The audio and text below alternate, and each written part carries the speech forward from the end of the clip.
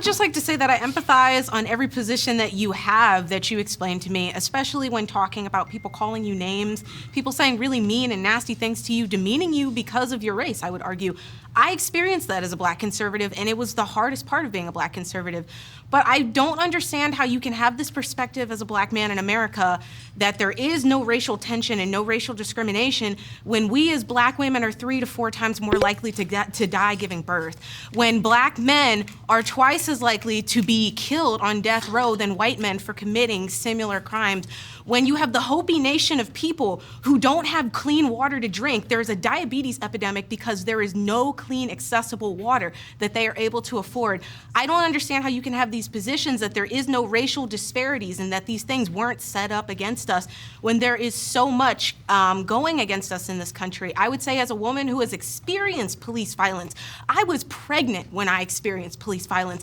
I told them I was pregnant and they still mishandled me. They did not see me as a citizen. They did not see me as somebody to serve and protect. And by the way, there is no constitutional basis for serve and protect. They are not constitutionally obligated to serve and protect you. I just want to tell you this.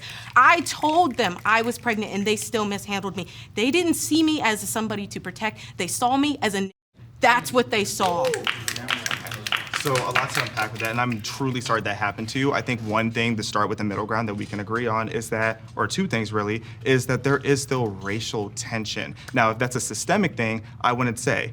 Are you going to encounter racist people? Absolutely. Are you going to encounter racist people in positions of power? Unfortunately, absolutely. That's a very real thing, and I do think when it comes to the criminal justice system, even Black conservatives, look at the Blexit movement. One of the biggest things that the Blexit movement, which stands for Black Exit, exiting the left, is criminal justice reform. So with that being said, I empathize with what you're saying, and I understand your perspective there. But that being said, when it comes to systemic racism, that would infer that there's this whole system that is holding you down because you're a Black woman. But there is. But here's the thing, is there's not. There's over 2 million Black millionaires in America. Black women are outpacing in education in so many different metrics compared to every single demographic. I mean, just look at yourself. I mean, just hearing you, you sound very educated. You can't have all of these different success and be self-made in a country that is oppressive to you because of your skin color. We've seen what that looks like in the past, and that is just not the situation that we're in anymore. Because as I look at you as a Black woman, there is not a single thing that this white man, no shade, can do that you can't do. You are capable.